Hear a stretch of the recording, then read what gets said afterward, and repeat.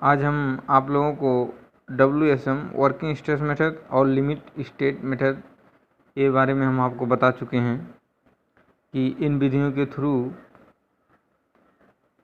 Moment of resistance AST, sigma CBC, sigma ST अन्य value किस प्रकार से निकालेंगे। तो हम पहले बात करते हैं सिंगली सपोर्टेड बीम की, और सिंगली सपोर्टेड बीम के लिए हम फाइंड आउट करते हैं moment of resistance of A section. तो मान लीजिए एक बीम है, सिंपली सपोर्टेड बीम है, जिसकी विड्थ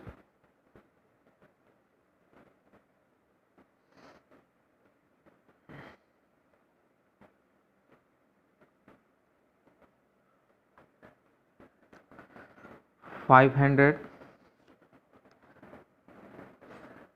टेंशन जोन में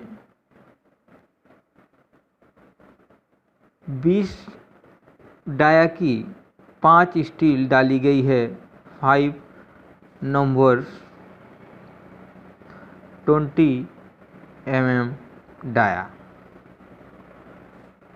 इसके लिए हम इस बीम की टोटल डेप्थ जो है वो 800 है, और क्लियर कवर हम आप लोगों को बता चुके हैं। Clear cover 50 mm, 800 mm dia, 500, इसको घटाएंगे क्लियर कवर से तो बीम की इफेक्टिव डेप्थ जो हो जाएगी 750। ये सब हम आपको बता चुके हैं। तो चलिए हम फाइंड आउट करते हैं। To find out moment of resistance,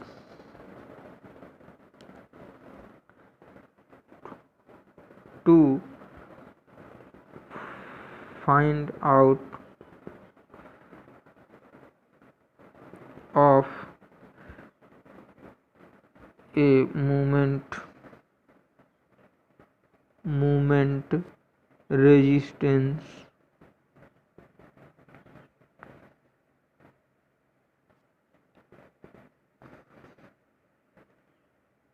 a section.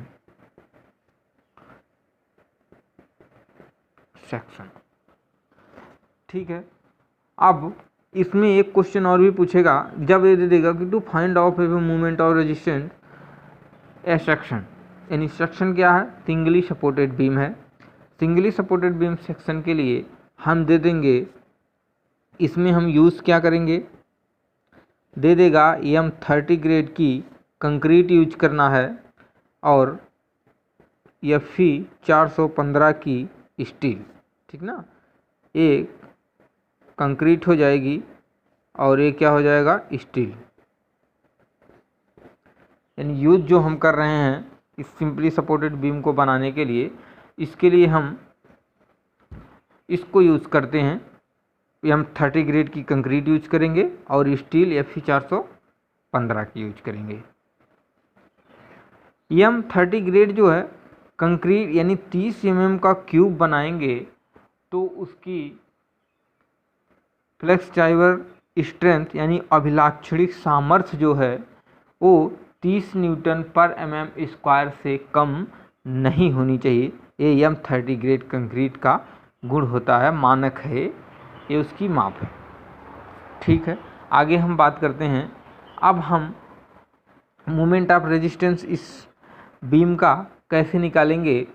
तो हमें पता है कि हम जब तक CNA नहीं निकालेंगे, ANA नहीं निकालेंगे, तब तक हम मोमेंट ऑफ रेजिस्टेंस नहीं निकाल पाएंगे। तो इसलिए हम चलते हैं मोमेंट ऑफ रेजिस्टेंट के लिए। तो पहले सॉल्यूशन फर्स्ट क्या हम करेंगे, आपको हम दिखा देना चाहते हैं। सॉल्यूशन फर्स्ट में हम XC करेंगे। XC यानी क्रिटिकल न्यूट्रल एक्सिस को XC से फाइंड आउट करते हैं।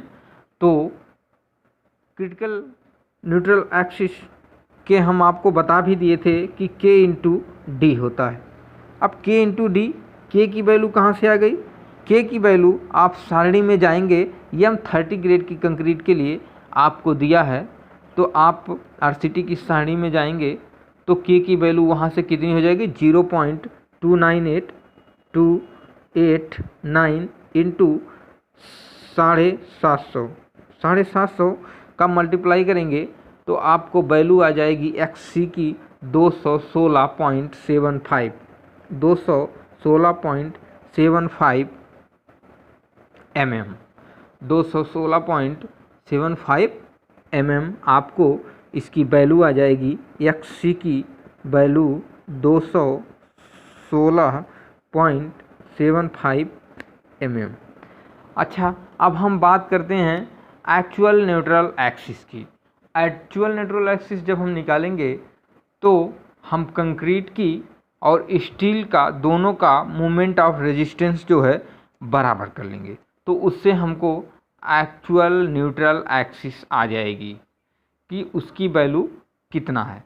तो चलिए आइए हम बात करते हैं XA की, यानी XA क्या है, एक्चुअल न्यूट्रल एक्सिस है। अब इससे क्या करते हैं,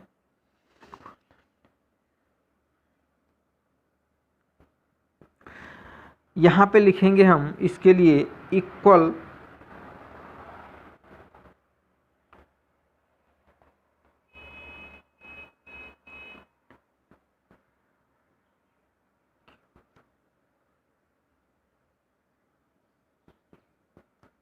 equivalent of AMR moment of resistance. अब कंक्रीट के लिए यानी इक्वल क्या करेंगे, MRC और RST, या RST लिख दो या MRC लिख दो, यहाँ M कर दो। ठीक, अब हम MRC किस तरह से निकालते हैं, MRC देखते हैं कि BXC ये तो क्षेत्रफल हो गया, इंटू क्या हो जाएगा, sigma CBC by 2 D minus x, C की जगह XA लिखेंगे, बाई 3 कर देंगे। फिर आपको पता होगा कि यहाँ पे हम करेंगे sigma ST into AST, M sigma ST into AST कोष्ठ में D माइनस XA बाई 3।